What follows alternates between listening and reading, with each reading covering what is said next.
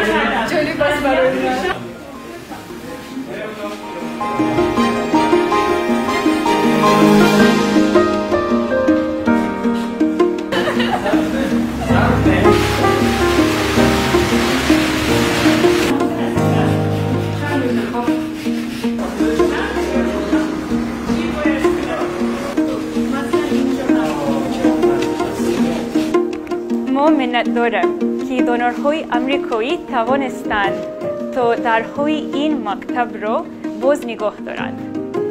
ما همه عزمی قوی دارم که کمک رسانی به مردم افغانستان را ادامه بدهیم.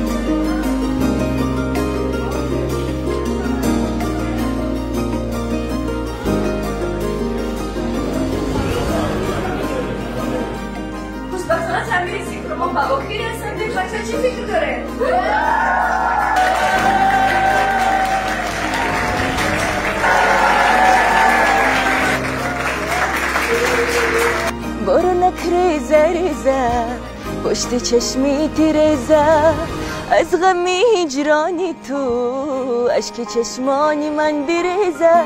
برو نکریزه ریزه پشت چشمی تیریزه، از غم هجرانی تو اشک چشمم بریزه. یک جا میخونم به تو این دل زارم دیوانه شو دیوانه، همه روزگارم افسانه شد.